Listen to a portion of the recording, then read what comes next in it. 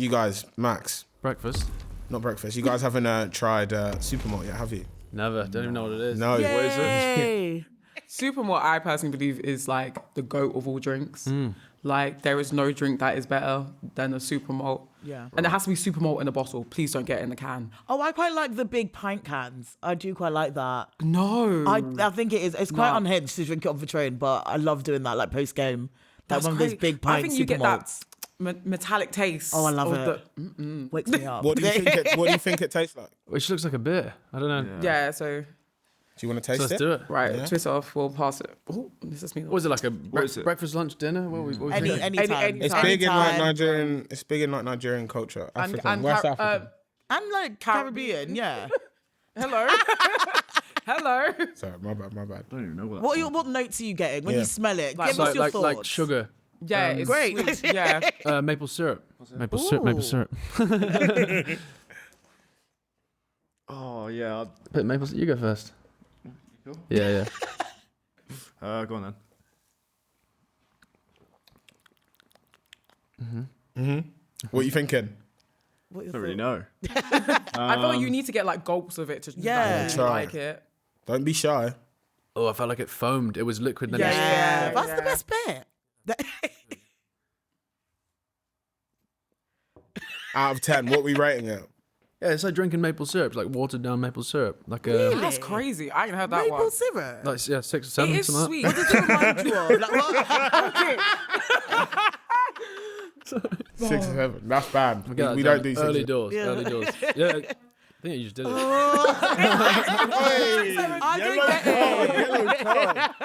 I've never seen that. I just don't get what 6, 7 means, but I think I'm just too old. It's so a girl. Oh she, no, I don't want to know. Don't No, think it's about not it. those things I actually don't want to know now. It's too late. Am I the oldest one here? I'm 31. just these 30. Yeah. Yo. Say my age live like that. Do not. Don't crack. Like It's not even that, but I just don't like people knowing my age. Really and truly, I I don't. feel like you're cracking. This is Counterculture, episode 2. This is all about community in rugby and community. So obviously I'm Doreo, I'm your host, and on my left I have my co-host Shantae.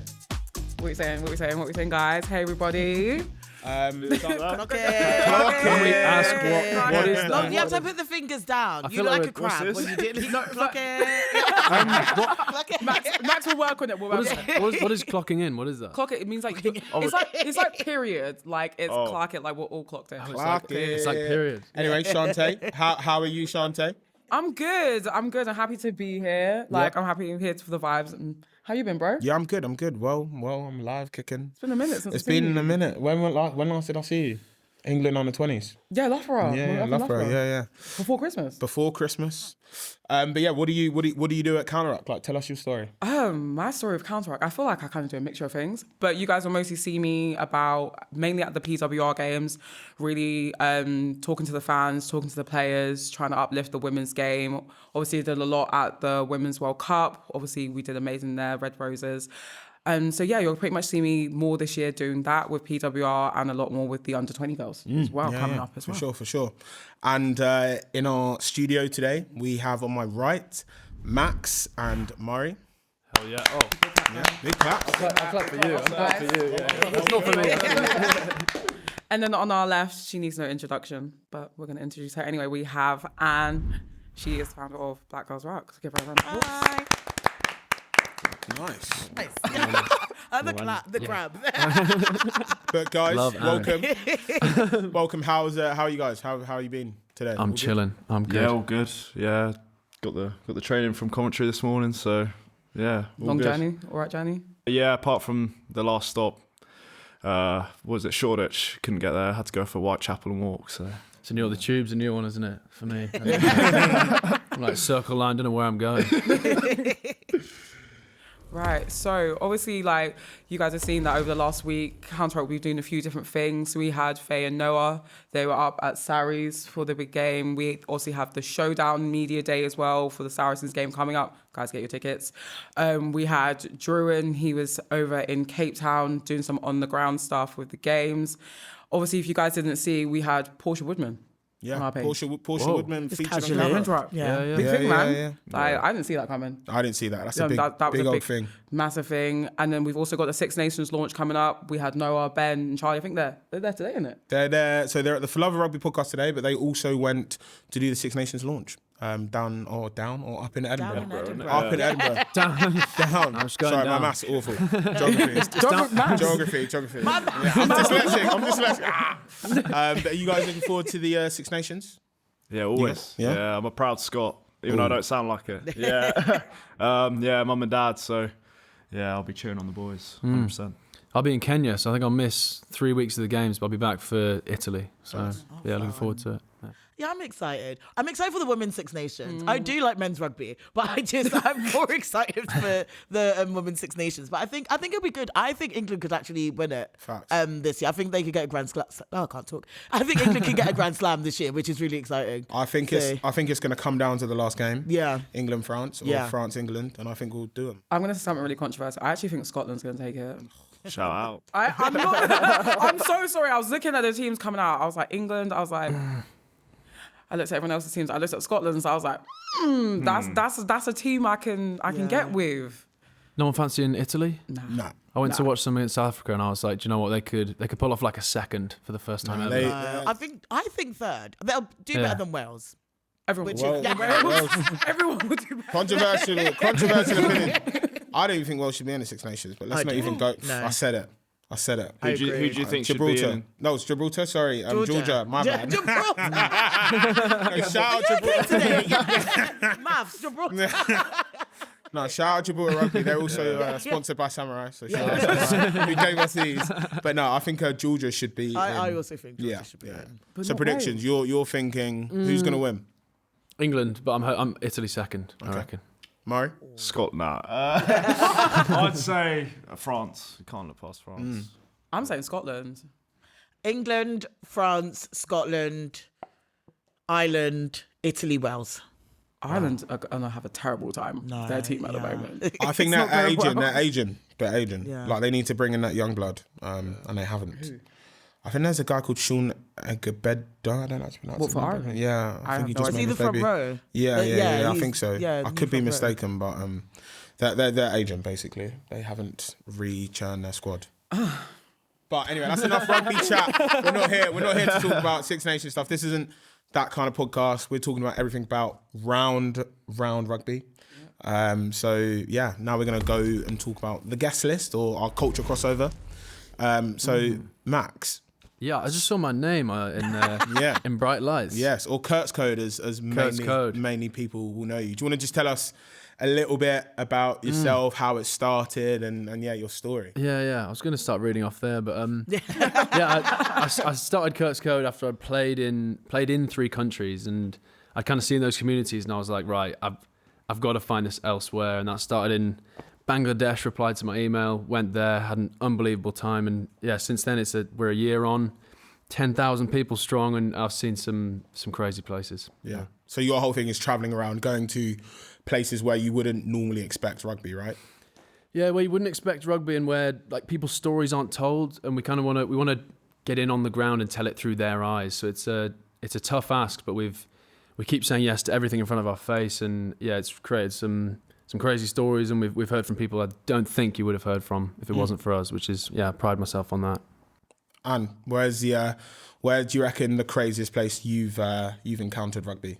I don't know. Oh, that's a great question. I actually think when I was in Nigeria for a day December, had a lot of fun, and I tried to look around for like a rugby club or something to like, even if it was like just to meet people, have a chat about rugby, but like I couldn't find one. And like it also is December, and like Christmas time is huge in Nigeria. Like no one does anything. Like people stop working for 2 months over Christmas because it's just Christmas. So and that's fair. But like I then got a message back from like someone based in Owerri, which is near where my parents like are from, and they have a rugby club there, and like they were like, next time you're here, like when you come in season, like come and like play a game or like come to training or whatever. And I found it wild because growing up, like we didn't really play, like my parents still don't know what rugby is. My parents still haven't watched me play a rugby game.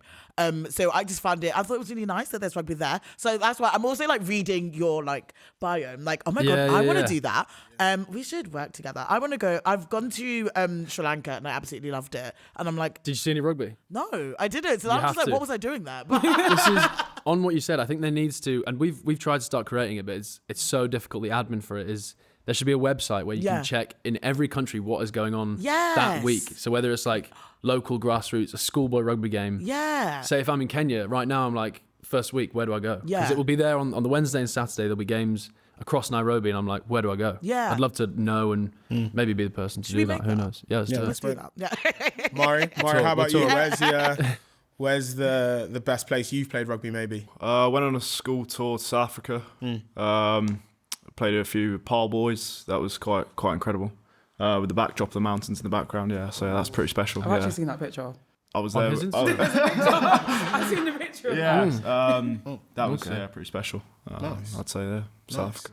And what are your plans, Matt, going next? You said you're going to Kenya, is that right? Going to Kenya, they've got HSBC 7s too, so that's something we really want to cover. We've covered some of those kind of teams, and they've got, well, to tell the story, they've got Nairobi, then Uruguay, Montevideo, and then Sao Paulo. So I'll spend all my money. I'll try and get there and try and work with some cool people, tell some more stories. In Kenya, we're going to work with the charity in Mombasa as well.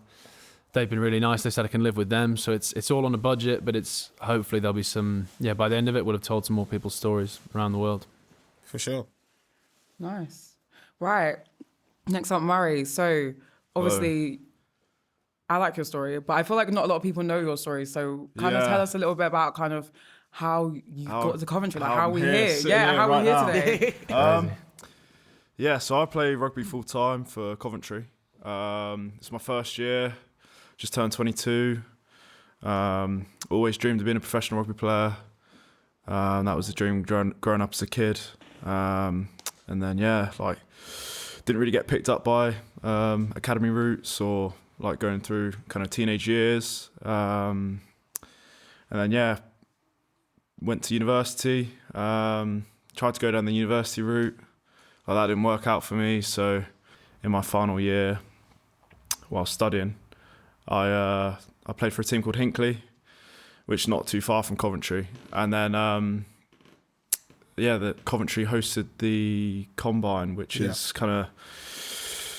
The time was perfect because I just graduated from uni or I was in my final year, and I just thought, like, give it a shot, and here I am now. So I think Combines, we were actually there. We documented the whole process. That's kind of where we met you. But Combines in rugby, I think, are more and more important. Like you said, Combine. So like I don't know if you've seen, like with the NFL, like before they do the draft, there's a combine, so they get them to do like a series of different like exercises.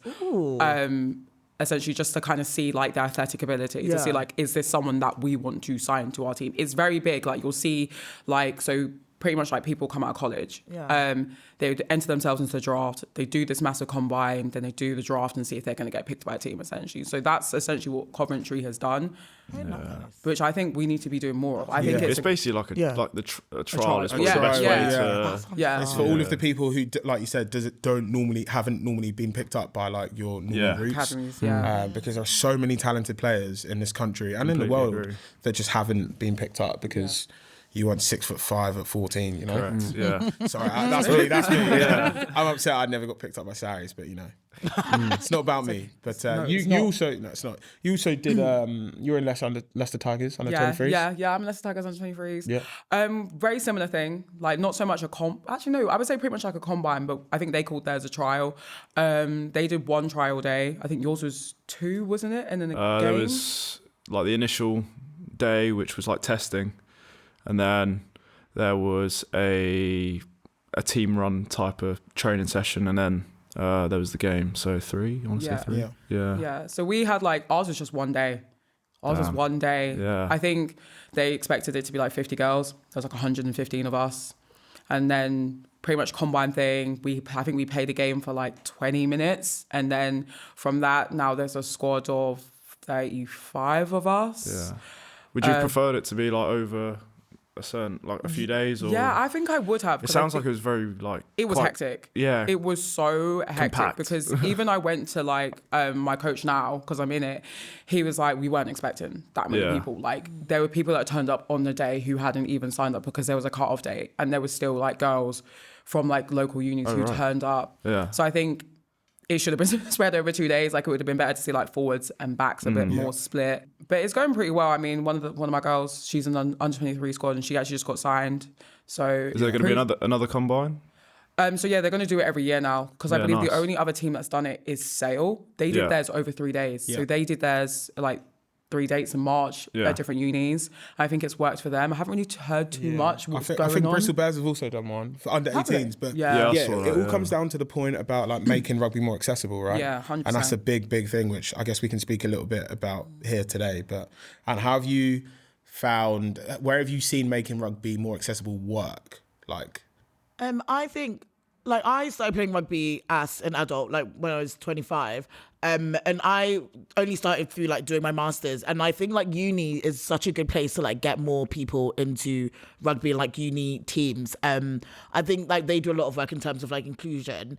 And like getting more adults into the game, because I think for a lot of the time it's great at like an elite level and like high level, like getting more people in. And I think that there needs to be more work done in terms of like under like 16, 17s at that age, like trying to push them through academies, especially from like inner city schools. But I also think that there's like a point about like community rugby as well, and people that aren't like, I never started playing to play for Saracens. I could have if I was younger maybe, but I could have gone Prem. But it's like also like getting people to like understand, like enjoying like the inclusion and how fun rugby actually is. And I think like good examples of that are like, I think I really like this stuff that like the combines sound fun, and I think I wouldn't personally want to do it, but like it sounds like a really good way to like get more people, like getting like a massive group of people into like on a equal steading to like be able to go into a club. Because I think the way, I don't really know how like the pathways work, but like it sounds like it's like more who you know rather than like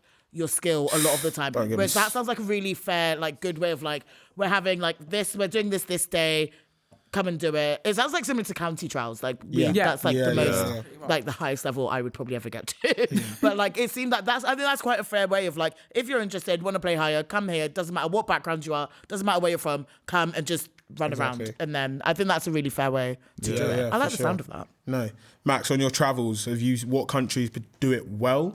And what countries need improved? Like, I was thinking about the combine thing last night when you sent it through, and I was like, I think it'd be great for, say, Sri Lankan and Indian talent who want to play overseas and don't have that like exposure through playing or through their games being filmed or anything. If they came to, say, an English combine and showed that like physically and skillfully they're on the same level, then they could actually get picked up by international clubs. And again, I'm thinking logistically how that would happen. It probably isn't going to be me, but somewhere, someday, those Sri Lankan players, like, because they could, and I've seen them do it. I could like Naveen Marasinga, if you want a name. Yeah. Look him up after this if you're watching, and he's massive, he's huge, and he's got the talent to go anywhere he wants. Baller, like what level? Like champ, prem? He is actually thinking he's probably might be one of the first players to go to like Japan. Wow. Because they're starting to get eyes on Sri Lankan rugby. Okay. I don't know why, it wasn't me. But so yeah, maybe Japan, or like I think France kind of have the money to take a chance on a player like that. It wouldn't really be like, you know, if you're thinking championship clubs, they're not going to bring a player over, or if Cov have a combine, they're not going to fly people over from Sri Lanka and India. But one can dream. Yeah, because you did the schoolboy stuff, right? There was it. What, the Sri Lankan schoolboy stuff? Yeah. Oh yeah, it's going huge. Down to that level. If you're like Sean Altaf, the number 10 for Trinity College, he could get him in an under-18s combine in England, and he's going to the Prem. I'm telling you, he's incredibly skillful. Yeah. And I'll be back in June to try and watch like more of the schools. But yeah, I went to 2 Sri Lankan schoolboy games, and I think from the first one, I was looking at the squads, and I was like, these guys could actually, like in England, they could go to any team. Wow. Yeah, just a load of ballers, like raw talent, which you don't really find anywhere else. It's crazy. So that's how I'd use the combines for Sri Lankan players. No, for sure. But yeah, champ, is, to be fair, I think Coventry Rugby and what they've done with the champ, and like obviously now you're professional. Yeah, is the best thing. How do you find playing in champ? They call it the proving ground. proving ground. That's their new. That's their new slogan. That's the new name. That's the, I like it though, to be fair. Yeah, it's a bit of a step up. Like I was playing for Hinckley last year, so Hinckley is what Nat 1, Nat National 2. Okay, Nat 2. yeah. So you went Nat 2 to champ. Yeah. Fair play. And yeah, I've been getting a few games, so getting off the bench. It's the step up's crazy, but I'm floating. I'm still there, so I'm surviving. What would you say? What would you say the biggest thing is? Like the biggest difference between Nat 2 and champ? It's just like the set piece, like scrumming. Yeah. That's just like it's completely different. Yeah. I've had many training sessions waking up with a sore neck the day after. So yeah, definitely like the set piece wise, that's the biggest difference. What position do you play? Hooker. Yeah, so you're just like in the middle of it, and it's just Head squish. Yeah. Head squish. Think of anything else. yeah. It's I said the physicality looks a bit different as well between watching Nat 2 and watching Champ. Like people's bodies are just going into each other. These heavy boys are just getting. Yeah, but you get heavy boys at every level. It's just I guess it's the speed of which the impacts are and how the game's played. Like, the speed of the game is completely different as well. Have you seen that Hartbury hooker? I want to say he's just gone up to Gloucester. Will Crane? Will Crane, Yeah, and he yeah. played a few European games. he and has. now in Prem. I saw something on Instagram, and it's like, he was one of the commentators was like, "Oh, he's selling mortgages the next day or something." Yeah, I was just like, "What the hell?" Like, Yeah, because someone like posted his LinkedIn, didn't they? Yeah. it's mental. He's getting loads. Like, fair play, like the PR in his mortgage advice company. Like, love that. It kind of shows though, like, if there is, like, say there's a crisis at Gloucester, it's like the opportunities for like people to kind of get that kind of exposure at the top level as well. Like, that's kind of happened to me at just like a lower level, if you know what I mean. So like that's the power of like combines and or like just opportunities for kind of people to step up and take them. I feel like the rebrand's helped as well. I don't know if you've seen that from since you joined. The Champ rebranded this season. Yeah. Yeah. What do the boys say about that? Anything about what that's done for their game? Or I think what it's done is like the social media it's got so much better. Clubber TV, like all the games are now broadcasted on Clubber TV, and there's loads of clips being sent in, loads of clips that are getting posted on Instagram. So like It is good. there's more and more exposure. They've got like that Oval Insights as well. Yeah. So they do like a team of the week for the games and stuff like that. So there's I do definitely like the more team of the week. exposure. I like the team of the week, I like and the team there of are the some week. proper ballers like in the champ. And like what I really like about champ rugby is that a lot of the players are signed on dual contracts. Yeah. So like Noah went from Amptill to Saracens. Yeah, and so when it's before he mental. did his like madness, he was playing for Amptill the weekend before. And then there's like you got lads like Tommy Orr at Cornish Pirates. There's loads and loads of players. that's what like last season that would have been on like Huddle. Yeah. yeah, exactly. Like Noah Calori on Huddle. Exactly. So the week shout out before. Clubber. They're doing one. Yeah. I'm liking the rebrand because I think like social media is such a big thing at the moment. Like everyone's on social media.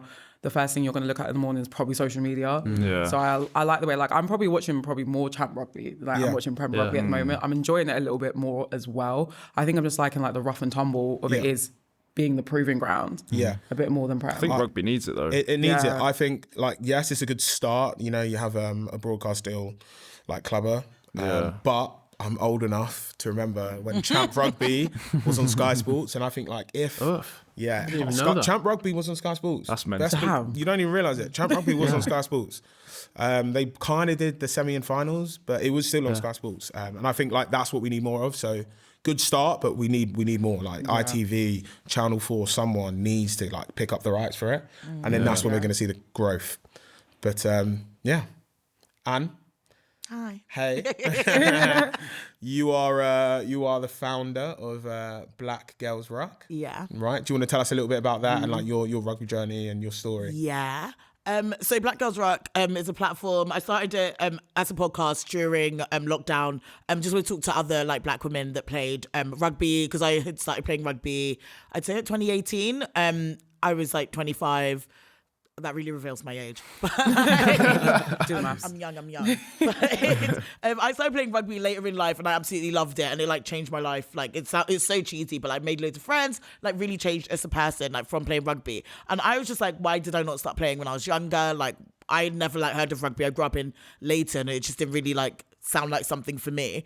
But it wasn't until uni that I found it. So I wanted to like explore the experiences more of like different Black women in rugby, and like international, like high level, but also like local levels as well. So I started it off as just like an Instagram page and a podcast, just to, like have a chat and have a yap. And then from there it kind of like grew into like appearing in campaigns and like kind of calling on like all these like national governing bodies to like increase their diversity within rugby. And like, I think for me personally, like I play rugby at Hackney, ladies, like we've got 2 teams, one in Champ 2, one in NC2, and I like love that. That's what I'm gonna do personally for my rugby career. But I want to like try and inspire other people to start picking up rugby when they're younger, so then they can like go to like Champ level and like Leicester under 23s and like have more Shantays in the world, and like yeah, but like I want to inspire like more people like that and get people having conversations as well, because I think I like it because it makes white people awkward, so I love talking about it. Wait, what are you talking about? No, but like, I think that's the thing in rugby, it's such a like, but I think it's like such a British thing of like people don't really want to talk about like race and stuff, talk about like people being different, and rugby is so inclusive, and it's like I started it not to be like rugby is really racist, rugby isn't inclusive, but it's just like have a chat and just like open up conversations about it. I think it's important. Like, it would be class if we had more and more. There's a massive problem, I think, with rugby at the moment where it's not diverse and everyone goes to a certain kind of school. But like communities like yours are really kind of bridging the gap for that. So I think it's important. I'd love to see a lot more Black women in rugby. Because when they play, they're the trailblazers. Like, Maggie Alfonsi is like my biggest Streets Won't Forget player of all time, probably. I think she's a baller. And then we've got obviously Sadia Kabaya doing it, clocking queen. My queen. But obviously, like speaking of race, like obviously us 3, we all jumped on a panel. What was it, a couple of months ago? At what was it, KCL? And what's like. I really enjoyed it. I thought that was super important, but I actually loved a lot of the things that you said. But I also just want to see like what your thoughts on things like that, like panels. Like, do you think they're important? Like, do you think it's something that we need to be doing more of? 100%. I think I was really taken back. So I was involved in the panel because I know Renika, I've met her like a couple of times, and she was asking me, and I thought it was just going to be like to her teammates who like kind of know about like, not that they know about diversity in rugby, but like she was like, oh, they're very like pro and like just would like to have more of a chat. But I think what I really enjoyed about that is that it was like everyone from Kings, like loads of like their male players as well, and like how engaged everyone was. Like it wasn't just to like there was just a lot of like white guys there that were asking questions, and just like in terms of like allyship and like being able to like have that open and honest conversation, and like it was like a really nice safe space for everyone there. And I thought it was really, that was like generally my favorite thing. I'm not big like on, I hate doing Black History Month events. I do financially, but not like I just don't like really care for them as a concept, because it's like I don't like the idea of like only caring about diversity for 1 month. But that was like my favorite thing to do, because like it was just like a genuine thing of like how it was a discussion around like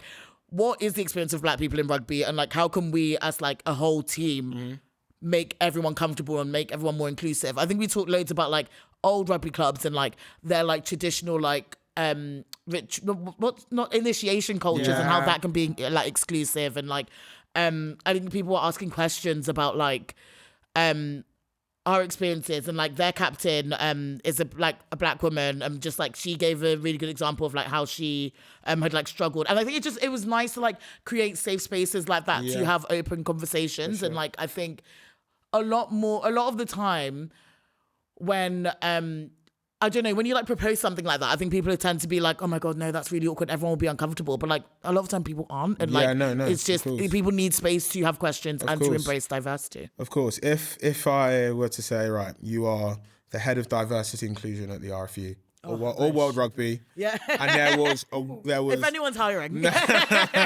And there was one thing, right, that you could do or implement, or a tactic or a strategy that you could do to help increase diversity and inclusion, and this goes to some of you, what would be that one thing? That's a fabulous question. Yes, it is. But yeah, like we can, this is a round table, right? So I'd like to hear everyone's thoughts on that. I said it before on the podcast I was on. Well, it's all about representation, and for me, with the media is one of the easiest and best, most efficient ways to do that. If I was World Rugby, I'd start an internship and I'd say, we can pay for your flights to countries to people. You go and work with a charity or with a union, do your filming, package it, send it to Counter-Rock, you collaborate with them. And suddenly everywhere around the world that wasn't having exposure has people going there with the skill set to create stuff and tell people's stories. So it's kind of, I suppose, I'd like to see younger versions of myself doing it earlier and doing it better and having more of a coverage. Because, well, one of the things I found is I can't cover everything and there is no money out there. So if people can do it partly off their own back and World Rugby can give them something, then I think there should be a global sphere of like an internship. I don't really know what you call it, but maybe Counter-Rock can think about it. Maybe we'll try. If any sponsors are out there, if any sponsors are out there, but how about you, Shantae? Like, what would be the one thing that you as World Rugby D&I chief would do to make rugby more diverse? I think I would start off with the schools. I feel like starting off with the schools is, I feel like I could talk about this forever. Like, I started rugby so late. And I kind of wish, like, oh my goodness, if I picked up this sport when I was younger and maybe didn't run track, I probably could have gone a lot further. But I feel like because it's so, like, there's such a stigma around rugby and it being private school, like, sport, like, you kind of only play it, like, if your dad played it or if his dad played it, like, or someone played it. So I'd be getting like, no, let's start doing rugby more in schools, like, whether it's, like, getting a couple of coaches down a week just to do, like, an open training session, because I doubt, like, most public school PE teachers don't know the rules of rugby. Yeah. But I think starting off the schools is so important. Yeah. So that's the first thing that I would do. Nice. Yeah, I'd agree, actually. Just to follow on Shantae's point, I think, like the grassroots stuff, especially schools that are not private, like the public state schools, because, like, not just around the world, but there's so much untapped talent in like state schools and stuff like that. But they just don't get the exposure because they don't go to a private school. Yeah. And, like, I've seen players. I've grown up with it. I've seen, like, myself. I went to a state school. I'm not saying I'm talented, but, like, you're in top, bro. Top, bro. Pick yourself up. I'm just saying. But there was no exposure. There's no coverage of our games. Bishop Stortford High School. No one's heard of that. But I've actually heard of it. Well, but like the Berkhamsteds of, like, where I grew up and stuff like that. It's just they're all getting televised, and it's I think it's crazy. I think, like, the state schools, like, there's some proper hidden gems. Well, Ollie Chesham speaks about it quite openly. I've watched his podcast on YouTube. Yeah. He speaks about it openly. Like, he didn't go to a private school. Didn't even really do any of the academy stuff, but just kind of got picked up really late. And that is a story. There's what, 31 people in the England squad. I think I'm right in saying he's probably the only one. But, like, imagine if you could repeat that process. Imagine more Ollie Cheshams. How many Ollie Cheshams are there out in England, Scotland, Wales, Ireland, and across the world? Exactly. You know what I mean? I think it's really different in Wales, actually, because in Wales, rugby is actually the working class sport. Yeah, it is. It is. It's just a shame out there. Let's not talk about that. Yeah. But yeah, I definitely think schools. I mean, but it's probably different in the women's game, right? Would you say, or not? Not at all? No. No. Absolutely not. Which is a shame to say. Yeah, because I think even more so, like, if I went to a girls' school, so it's not really a great example, but I did go to a mixed secondary school for a bit, and, like, there were a couple of boys that would, like, go and play rugby, but they'd go somewhere else. Yeah. This is, like, in Walthamstow, like, inner city. So even in our school, so, like, the problem is twofold in that, like, our school didn't have space to have a rugby pitch or, like, to play any proper game. So they had to, like, go out of your way, which invokes, like, an extra, like, cost, an extra thing that, like, someone's parent has to do, and, like, taking them elsewhere to play a game that they don't really know. So that's a barrier. But then also, like, the girls weren't really included in that or weren't invited to that. So, like, girls rugby, I think it's getting better now, and especially with the World Cup, but it's just not, it wasn't, like, in school for me, it wasn't a thing. I'd never, like, it didn't seem like something I could do. And I don't know now if, like, if I went to a school in Leighton and, like, a girls' school was like, hey, anyone want to play rugby? I don't think anyone would be, like, interested or want to, like, think that that's a thing for them. And I think that's still a bit of an issue, especially with young girls. Yeah, just on that, you mentioned the World Cup, obviously. Red Roses won the World Cup. Yeah. I think it is an absolute... I was doing on the slide. It's twofold. This question is twofold. I think, firstly, I'm still pretty ticked off that they didn't win Sports Personality Team of the Year. That is an absolute Yeah, joke, it's by ridiculous. the way. Who did? Yeah. So let's not talk about it. Yeah, no, we need Riders to. Cup. We need to. Yeah, no, The Riders Cup every 2 Riders years. Cup. Who gives a crap? The Riders Anyway, The European team. do you want to the Riders explain Cup. it? Do you want to explain it? So what? The fact that they didn't win. So obviously, Sports Personality of the Year was end of last year, wasn't it? Yeah. Ellie Kildun, she won World 15s Player of the Year before. England Roses had won the World Cup again. Like this is In their home country. In their home country. And they've gone unbeaten, like, how many games? Like 100 games or something 100 ridiculous. something games, It's like, insane. unbeaten. Yeah. It was Ellie Kildun, like Rory McIlroy and someone else for Sports Person of the Year.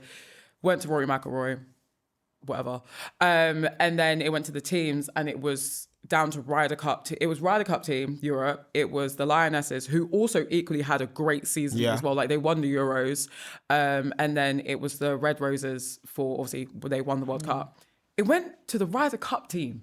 I think that's a joke. It went to the Ryder Cup team. Isn't the Ryder Cup team just a group of individuals? It's a group of Like individuals it's not really from Europe. It's like, it was a team one still. This was the team of the year. Golf. Ryder Cup is golf. It's golf. Yeah. But it's How a do you go- play golf as a team? So basically, Sorry, it's- I'm not being... No, I don't know. Man. You might- Okay, I actually got into golf recently. This is like my new 2026 resolution. I also want to get into golf. It's just expensive. It's so expensive. Yeah.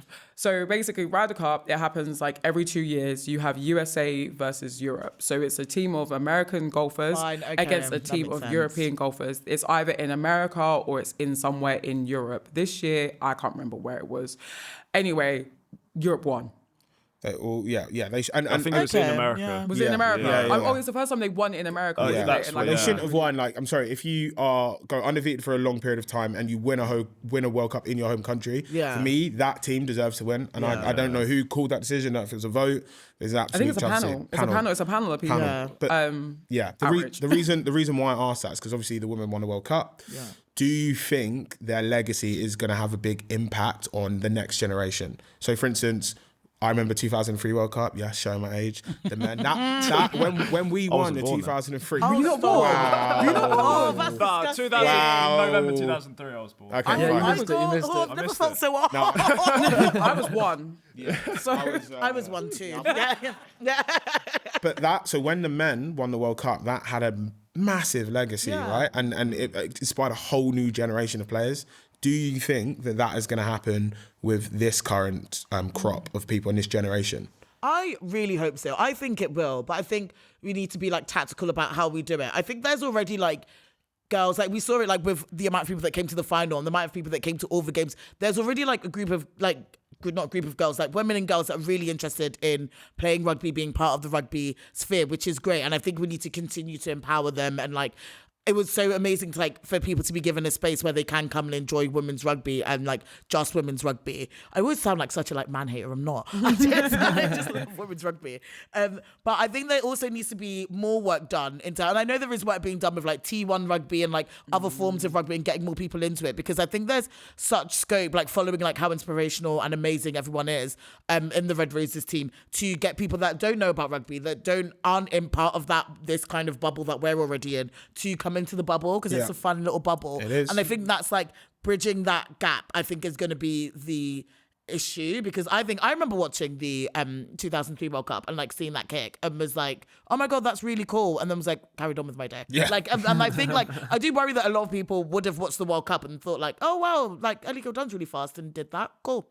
And then moved on. Like, I think finding ways that it can like apply to them and like just kind of making it more of a like accessible sport and like more outreach to communities that don't play rugby. I think that will be how we can like keep the legacy of the Women's World Cup. Agreed.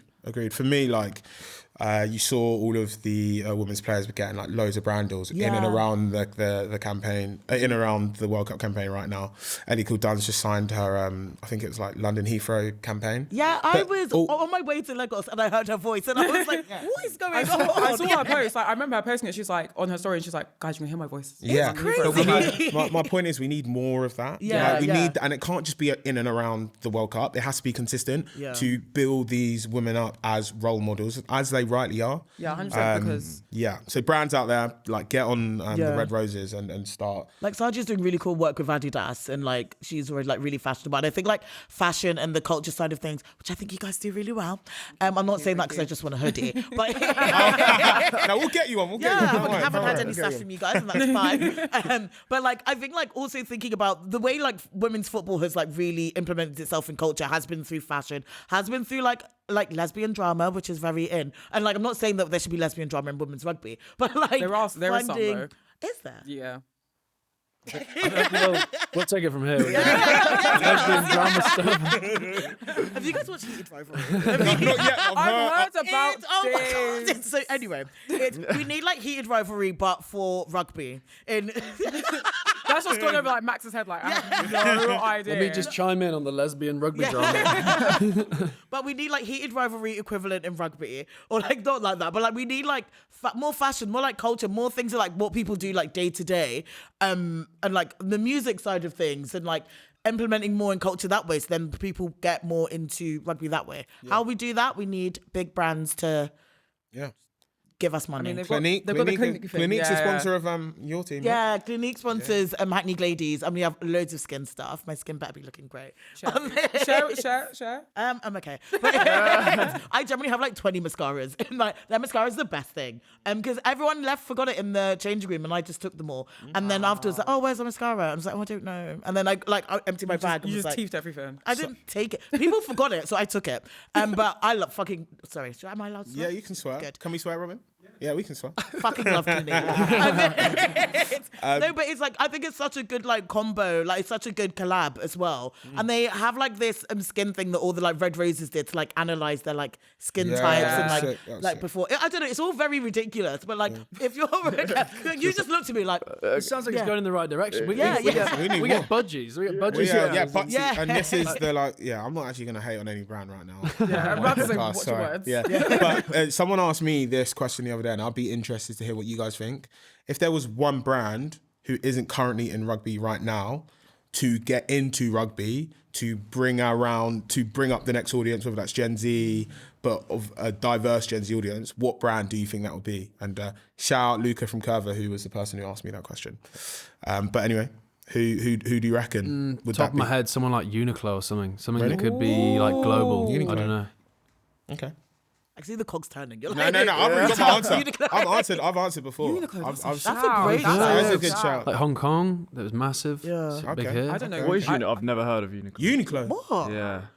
Uniqlo. You're Like, learning so much today. Super Bowl, Uniqlo. To be fair, I never shopped Uniqlo until I went to Hong Kong, but then you come back here and you're like, oh, it's here as well. It's everywhere. Oxford Like Street. in the It's world. It's Yeah, all like it's really good basics, but also like they have a good occasion wear and it's good quality stuff, and it's all just quite like clean Basics. cut. Yeah. Yeah, like not too like fit. I don't know how to describe it, but it's just I'd say go like- down. You to go Yeah, now. just go. It's sick. Let's It's walk sick. around the It's corner, sick. actually. It's sick. Is that? Yeah, we'll go. We'll go. Shopping trip. Yeah, we'll go after this. Shopping. We'll go. on who's my card?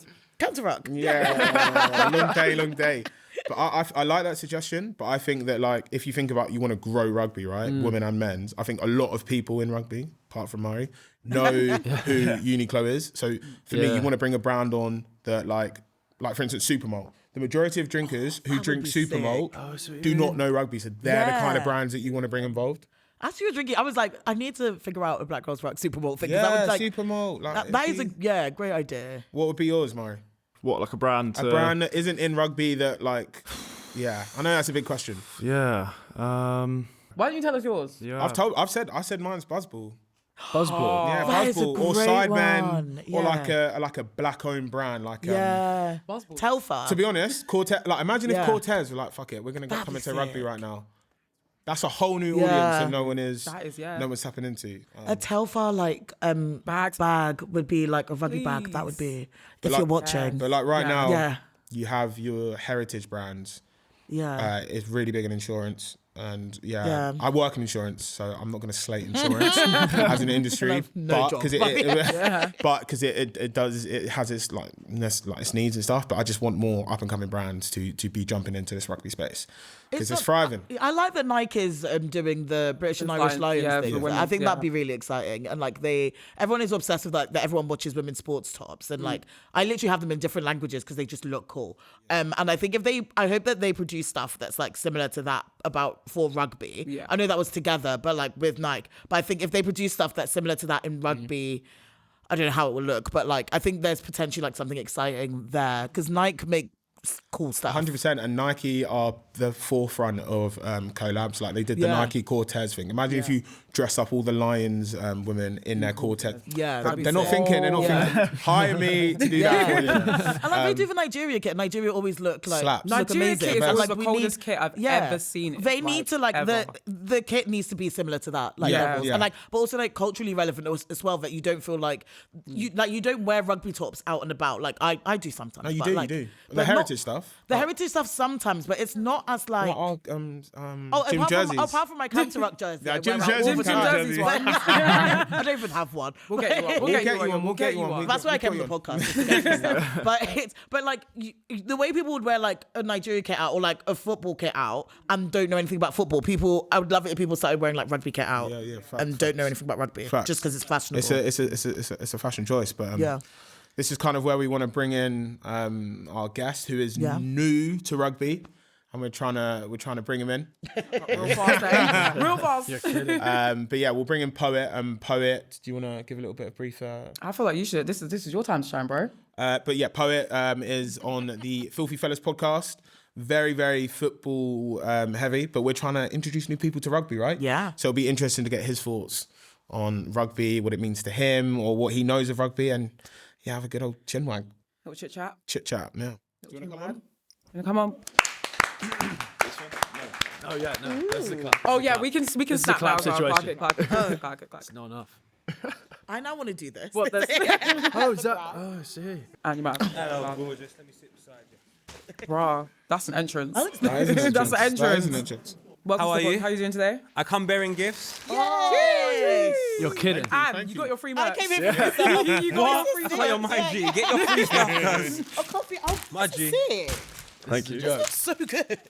Do you know what? Bear in mind it was rugby. I thought extra large. Unreal. Cause, Thank you. You just thought real big and How heavy. dare you? No, not. I You didn't just know thought what was big going and on. heavy. You're Look at me. I look like I ate like 3 weeks ago. You'd be good on the wing. I think you'd be a good winner. Jeez. I look like a wing. He gets fullback though. Fullback. No. What? How old are you? 6? 6'5". Fullback. A second row. No. You're a second row. No, What is That's this discussing? nice. Positions. In what? Yeah, Rugby? football. Yeah. What's Fullback. in mad? Look at the face. Rugby. We're here for love. Mari, what do you reckon Poet is, position-wise? Yeah, get him in the row. Get him, Yeah? chuck him up in the Chuck line him out. up. You're joking. Yeah. Does it mean you pick me up? Yeah. Yeah. Pick me up. That looks calm. We can do it now. No, we'll do it after this. We'll do it after this. We'll do it after this. Yeah. And you're Proper the life. hooker, right? So I'll you throw. throw the ball Yeah. in. Can you Me and lift? Max, I can lift. I jump, mate. But can you Yeah, lift? So yeah. wait, you're gonna pick me up and I'm Yeah, gonna we'll catch. You're gonna catch Yeah, that. man. Yeah, let's yeah, do we'll it. do that. We'll do I that. want to do it just Yeah, for. we'll do that. We'll do that. We'll do that. But no, I've Guys, also got a bad shoulder. I'm not involved in this. I'm a back. Yeah, I'm not involved. You don't in know what a it. line out is. You just look pretty, and that's it. But yeah, Poet. How much? Well, firstly, thank you for the gifts. Really No, appreciate that. thank you for having me. These are Thank sick. you for having me. That's our Filthy Fella jersey. How much do you know about rugby? And what are your current perceptions of rugby? It's played in a stadium. What's your Sometimes. Nah, I don't know much. I just remember like when I was a kid, I remember my dad made me watch the final and Johnny Wilkinson done this kick, and I just remember my whole house celebrating. And my dad was like, "Oh, everyone's gonna be so happy." But because we lived in Tottenham, innit? So our estate is predominantly football. So I was thinking I was gonna come outside and see a parade, but I don't really cared. So, and it's only when I went to my dad's friend that lived in Windsor, I think a week later, bruv, they were going mad about it, England flags everywhere, and I was like, oh. So if you got a bit of money, this is your sport, really. Probably. With me and my mates. So that was the kind of disparity that we had. We kind of looked at it as more of like a middle class sport as opposed to a working class sport. We felt like boxing and football is more like us lot, and then who knows, you get a little 50 grand a year job, you could And that's potentially do that as the well. perception that we want to change, right? That's what we're trying to change, because rugby is a sick sport, and it's a sport that the man didn't play. And the girl, I'm sorry. And the girl, sorry. I got you. Right, in order for us to, we got to take the I and the R out. Is gyal Gyal. not girl gyal Gyal. I didn't want to bring the Yeah, I don't want to come too yeah. harsh on my roots. We're here. We're here, man. That's my brother. He's been watching 2014. He knows about Coventry. We're here, man. Let me not come too hard now. Relax now. But yeah, no, it might be worth just doing a bit of like a rugby 101 for someone who doesn't know rugby. So how would you describe rugby, Mari and Max, for someone in the simplicity, the most simple way? Simplicity. It's a simple in the most city, simple right? terms. The I'm dyslexic, bro. I'm literacy, dyslexic. the I'm maths, dyslexic. it's not going well. Sorry. But how would you define rugby? And then also describe rugby, and how would you describe the positions? We just spoke about second row there. It's like 5 questions in one. All right, so rugby. What is rugby? What is rugby? Do you want to start?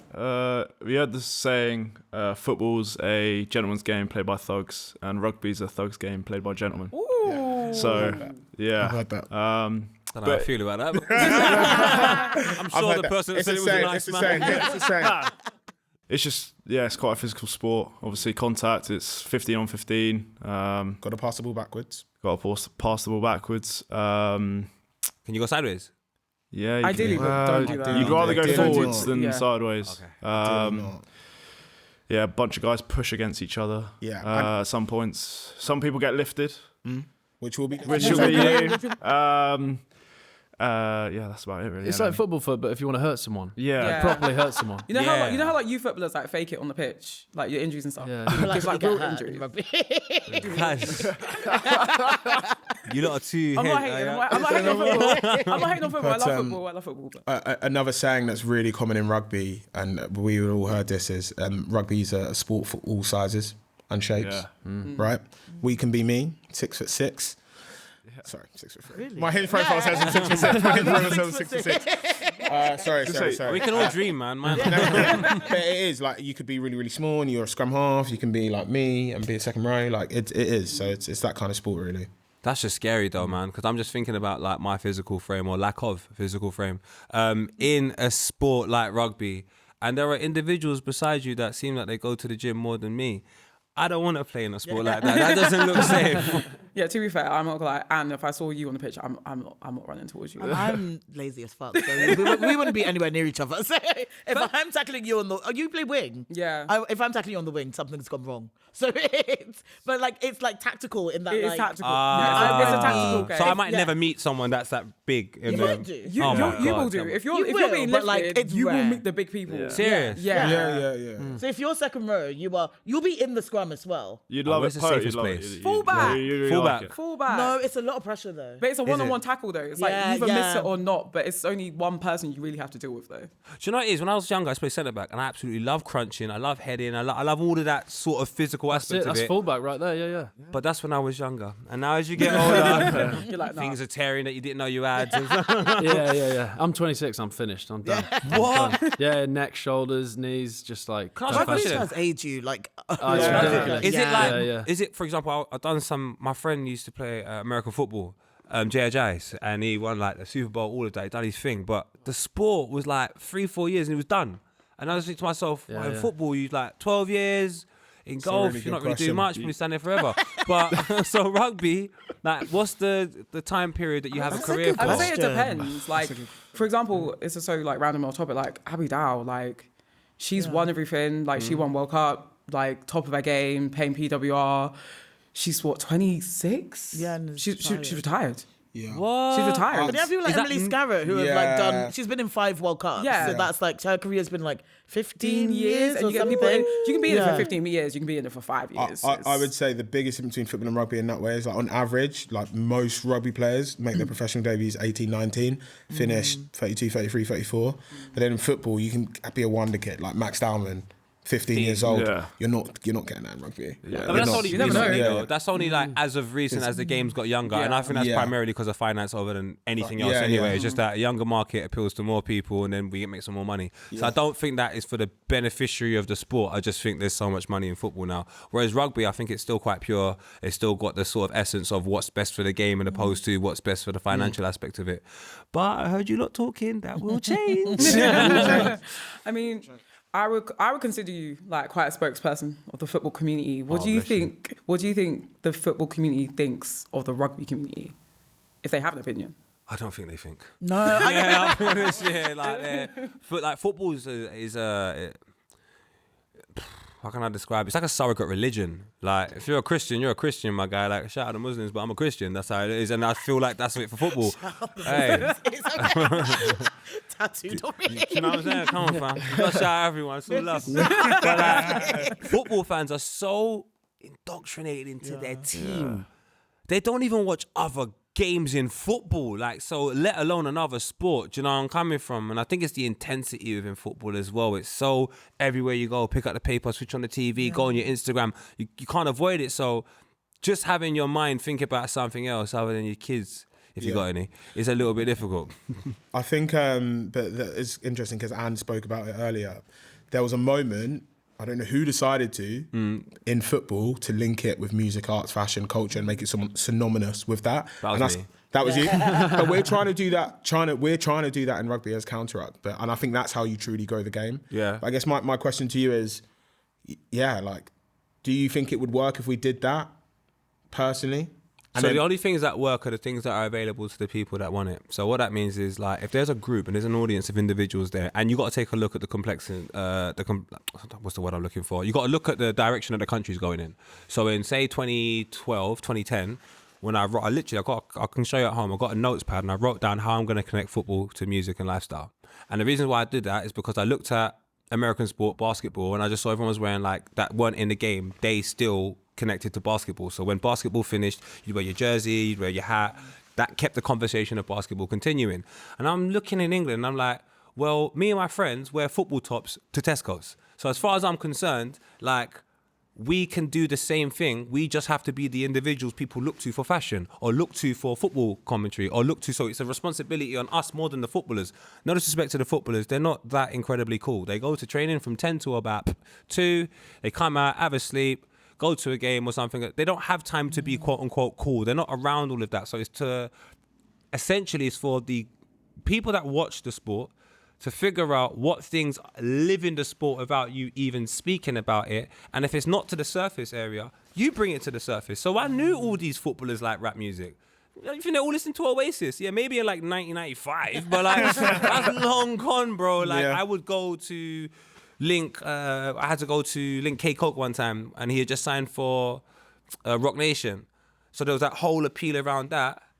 And then I've got all these footballers talking about, oh, you listen to K Coke? And I'm like, what? You listen to K? So at that moment there, I realized, wait a minute, there is a real energy amongst not just the fans, but the footballers as well.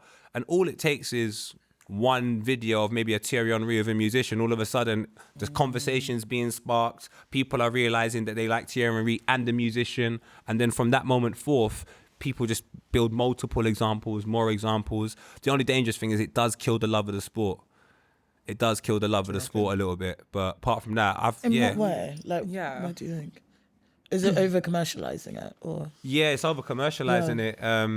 Because football, like I said, football back in the day is more of a surrogate religion. It is something very private. It is something very personal, passed down like almost like a tradition within a family. Like, here's the football jersey I wore and here's the team that I used to support. So it's very, very, very personal.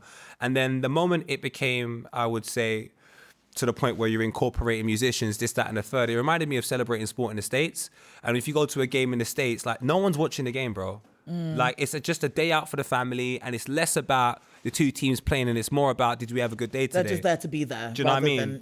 But I've gone to watch West Ham versus Millwall. This is about football. Yeah, don't get me started. I've watched that one.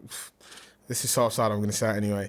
I was walking at the Millwall game, and someone goes, "Oi, Emil Heskey." And I said, that's crazy. That's, for me, that's the problem with sorry, that's didn't the thing, work. like, you don't get that in rugby. No, you don't. Which is like You the don't. difference. Like, you could have Scotland-England, which is like major rivalry, and you could have two fans sitting next to each other having a beer, enjoying the game, whereas you go to Millwall, West Ham, or you go Tottenham, Arsenal, you know, there's police everywhere, you've got to segregate the fans. Like, it speaks to the accessibility that football is for a working class sport. It does so much for working class people. Those are the individuals that end up going to the game, and they've got so much stresses in their everyday life. I don't blame them for like finding something that they're passionate about and getting angry. Like, I genuinely don't blame them. Their 24 hours outside of that is miserable. So this is the one escapism they have. So I don't like, I don't care if the fleece are there. I get it, man.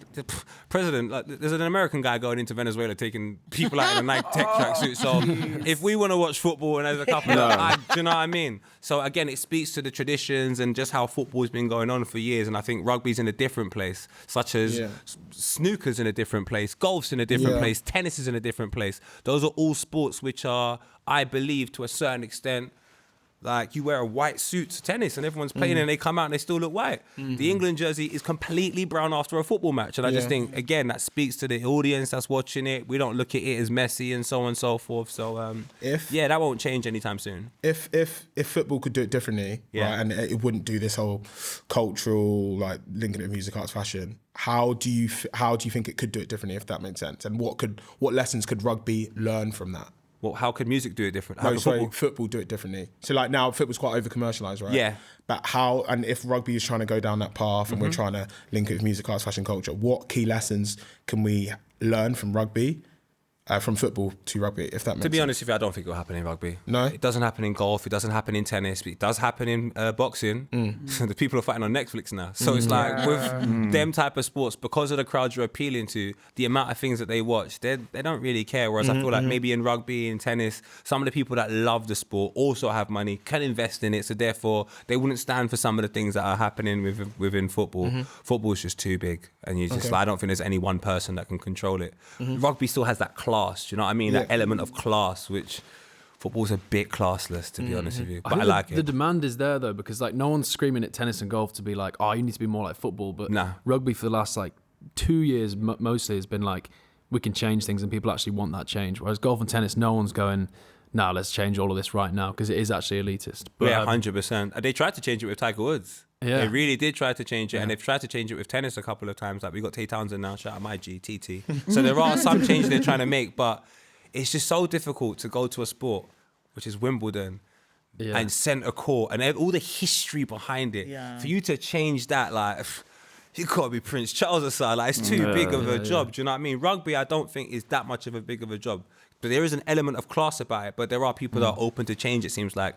And you're right, golf, there is, I don't know how you change golf, to be fair. Who knows? Well, I feel like, sorry, Anne. Sorry. I was going to say, do you feel like rugby is like inaccessible to you? And like, because I think, especially more so, not more so with men's rugby, but like ticket prices are more expensive. It's not that it's dying out, but I wouldn't say it's become quite like stagnant in terms of like its popularity in culture, especially men's rugby. I think women's rugby is a bit different. So like on the outside, like what do you see it as like an accessible sport? I used to.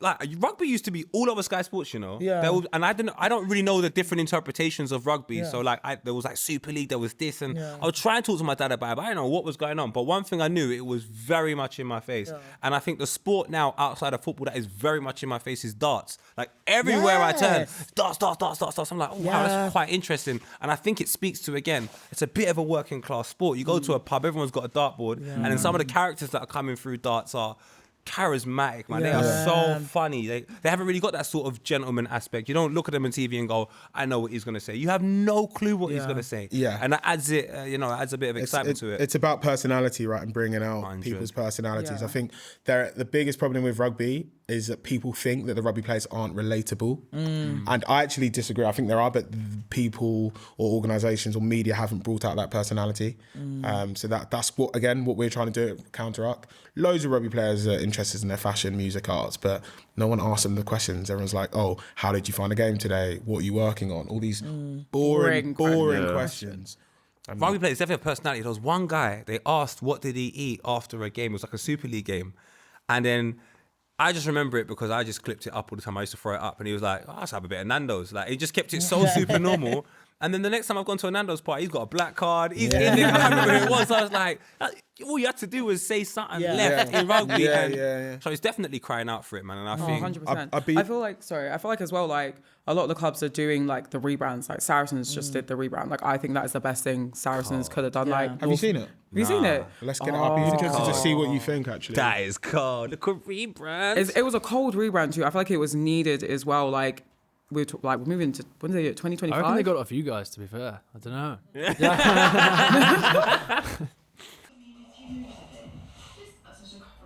Obviously, it's self-care and getting their players. Like, it's got players featuring. Is that a Turkish flag? And you in this? Huh? You in this? I was in it. Were you in it? I got cut, but I was going to. It doesn't feel like a rugby thing, does it? What's the Turkish connection? That's just their logo. That's Serious? not a flag, yeah. They need to start playing off that. What's wrong with them? This is what I am super meticulous. Super meticulous, because I believe the moment that you find a real unique thing that connects one thing to another, you speak to a specific audience, and that specific audience are going to feel so happy because they're going to be like, did you see that? No. Oh, you didn't see that? And then it's almost like their thing. So there's a massive Turkish community in North London. Green Lanes is there's Turkish shop after Turkish shop after Turkish shop after Turkish shop. And I just think when you do things like that, like my guy, I would just be super meticulous, because then you're getting the people that don't know about rugby and saying, nah, my G, like, you're actually part of the rugby community here. Like, especially with that Turkish flag there, I just thought to myself, that's a no-brainer. Do you know what I mean? Yeah. So those things are important. Did that make you feel something like that you would not normally have felt if you were in rugby? So for me, what that made me feel is like, that didn't feel like a rugby. I was like, yeah, I can relate to that. I would actually go down to a game. Would that be the same for you, or? Because I'm a neutral rugby fan, like, I'm just like, I would watch it if it's on, but I don't really have a keen interest in it.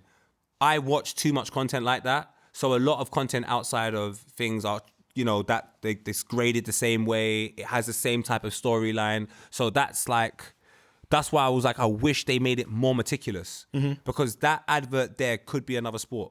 But if you're in rugby and you've not seen anything like that, I think that's a fantastic conversation. That's a fantastic way to start the conversation. Sorry, I think that's incredible. But like, being in football, you see things like that all the time. Tennis has it a lot now as well. So yeah, that's why it'd just be nice to know that the story is what separates you.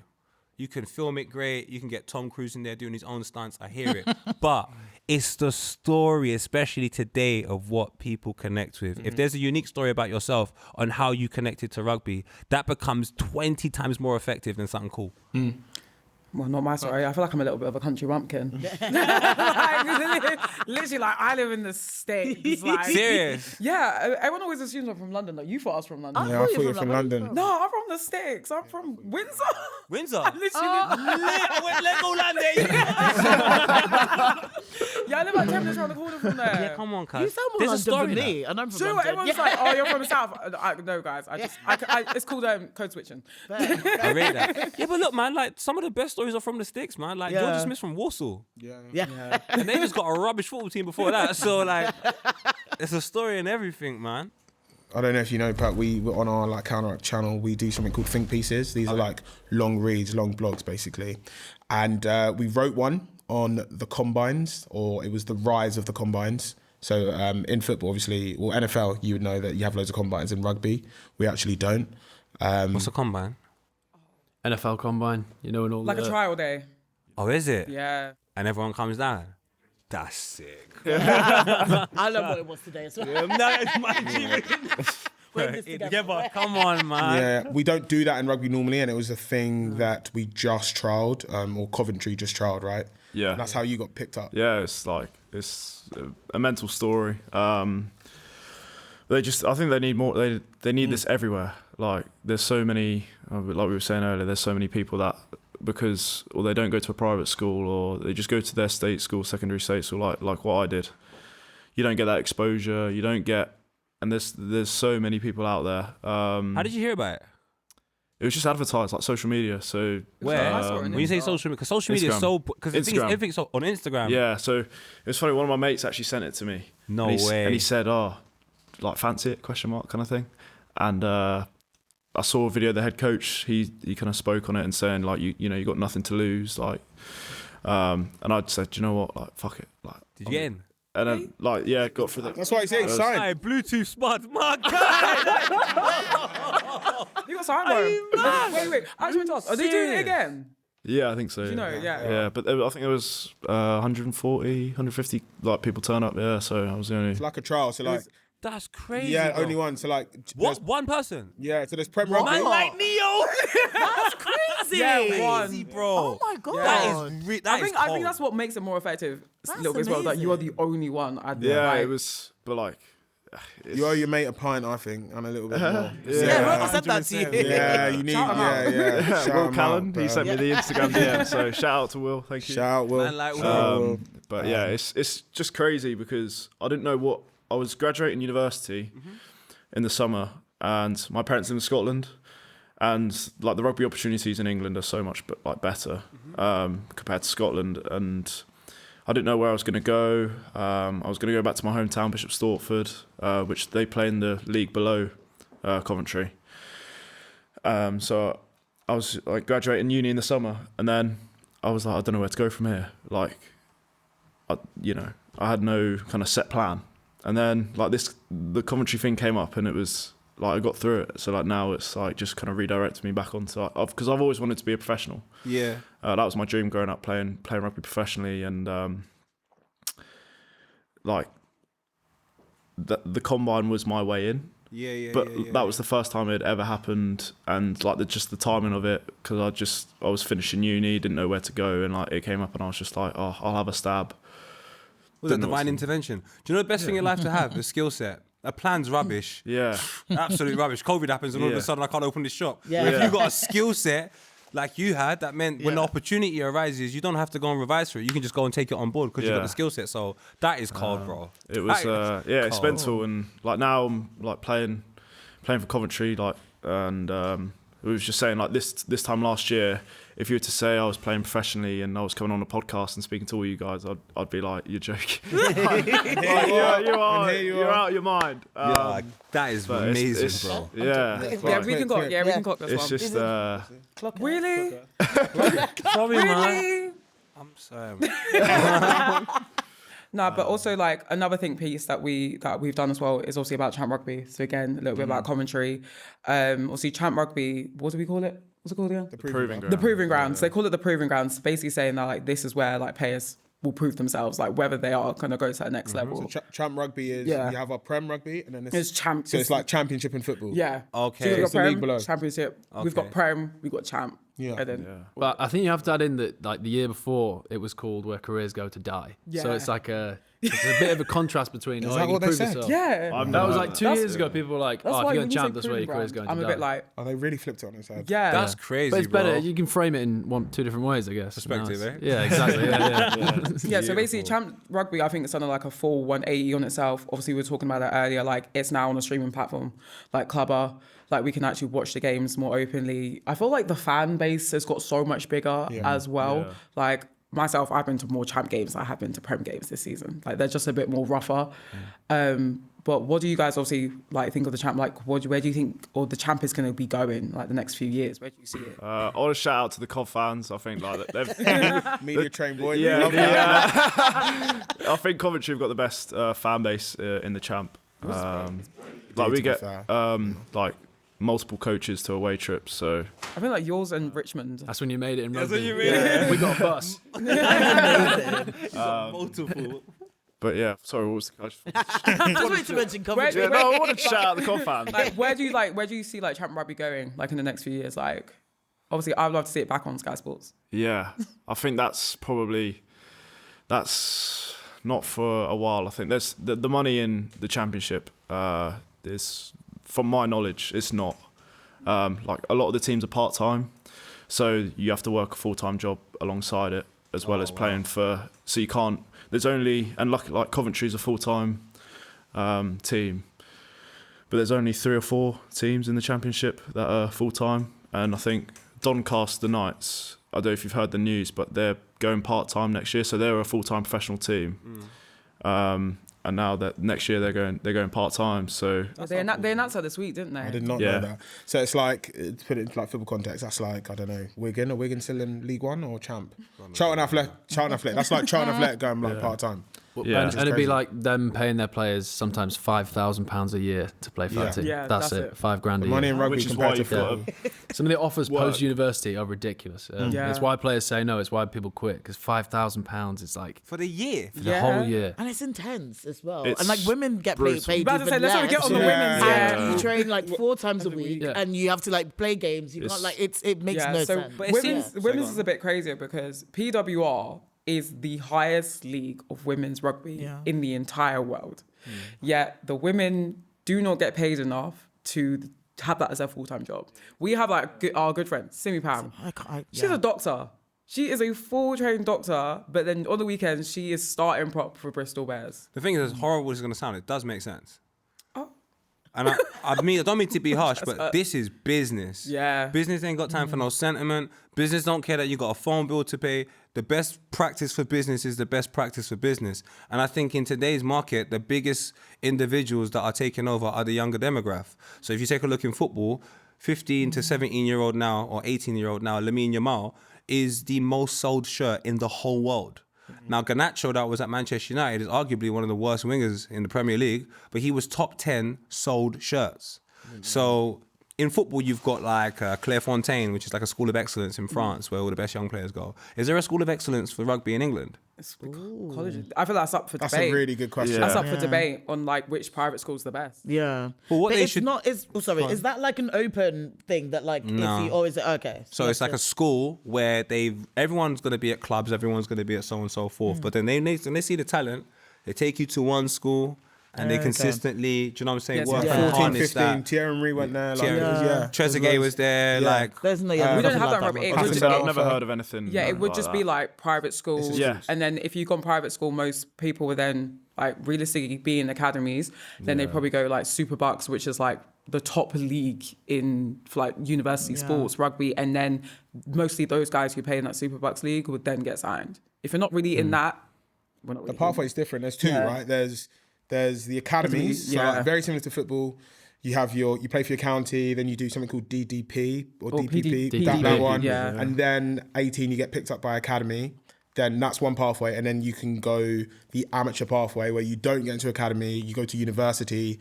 Bucks, rugby's absolutely huge, and then you get picked up that way. I would say they're the two pathways. I don't know. I could be. Yeah, I wouldn't say Bucks is huge yet, but it's getting there. It will be. It's You're getting talking about there. American sport, that where rugby needs to go, and I think should go, is the University route. universities like college ball, whatever you call it. 100%, yeah. Because then like you're getting 90,000 to a game. I was going to say, the yeah, NIL like deals that they're I getting. was going to say, like college football in America. Have you watched? What's Swamp it called? Kings. Yes. Yes. I've seen, Yes, the Florida Gators. Yeah. the They're Chomp like team. celebrities. Yeah, They're all like- exactly. You're an American football. Yeah, I was just player. about to say as well, rugby's kind of shooting itself in the foot because it's such a short career, but the NFL's killing it and college football is as well. So they've got to capitalise on that period of time, like 18 to 22. Like, They have to, that's like the college best. football is, I watch a lot of American footballs. Like Yeah. college football is watched more this year than NFL because it's more exciting. Because the athletes that they have, like, because obviously there was a rule that changed that college athletes couldn't like do certain brand deals and stuff like that.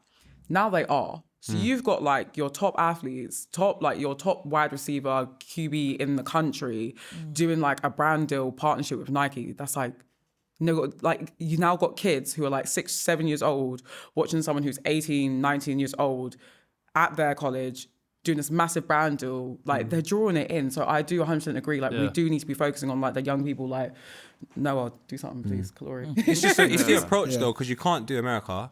There's probably more people in one state of Texas, in the state of Texas, than there is in the whole of it. So you couldn't compare the market. The markets are Yeah. completely different. But what you could do is make a Clairefontaine. Because if you made a school of excellence where 200 rugby players go, if 100 of them make it and 100 don't, then 100 then go into the championship, and then they improve the quality of the championship. And if you keep getting the players that don't make professional going into the championship, all of a sudden the level there is much higher. And with it being much higher, that means you can open a third division within the football, because the people that were in championship go down and you make now 3 divisions of this game, and then that improves the game moving forward. It makes it younger, it makes it more exciting. Like, I don't understand why there isn't a school of excellence in rugby. Yeah. It just doesn't make sense that everyone can go to. So you can have open day trials where you can get an individual that probably wasn't going to get into it any other way. Like, they're missing the buck. Football's able to just go and find someone on the street. but there Who are isn't- you? Get in here, There son. isn't that one in football. Though. There isn't one in football in this country, though, is there? We don't need that. No, we don't. We've got how many football clubs have academies? And their academies are top. You got 15-year-old guys embarrassing 32-year-old men. And this 15-year-old boy goes back to his parents. That 32-year-old man goes back to his wife and kids. He's mad. So you gotta improve. I just think that would be such an well, obviously I say easy from an ignorant standpoint, but I don't know how much it would cost, but I know a school of excellence that you advertise, that you market, you get people to apply for, you make this seem like we're changing English football, English rugby from this standpoint. All of a sudden, I think you open up a new market space and it improves the second division. Because that's the reasons why football in the UK is so good. The championship is levels. You could sign someone from the championship for like 40 mil, which is unheard of when I was younger. Yeah. But then if you can buy someone from the championship for 40 mil, then what's happening in the Premier League? Yeah. Now all of a sudden the Premier League is the best league in the whole world. Same thing can happen in rugby. It's going to take a bit of time, but you have to advertise to a younger demographic of people and grab them individuals that are thinking about, should I play rugby? Have you seen the School of Excellence? Have you seen this? You say, woo, over there. It's not bad shout. Well, yeah, we appreciate that. Yeah, we'll think about that. We can. Yeah, you solved it. We will. Just need funds. We just need funds. That's Super Bowl. Yeah. Yeah. But no, we appreciate you joining us. Oh, thank you for having me, man. Big thank you, and our guests as well, Max, Murray, man. Thank you so much for joining us. Can we take a picture? Yeah, we'll take it. Please. We're going to do a line out. Yeah, we'll do a line out. We'll do your line out. We'll do your line out. Yeah, come on, fam. Next week on Counterculture, another big episode, very special episode. I'll be joined by some of the biggest women in PWR. So yeah, stay locked in for that one.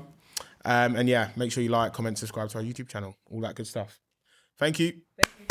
Legend. Nice. Should we grab a quick photo? Yeah. Yeah. Yes, Oh, can I press my supermarket now? I'm dying.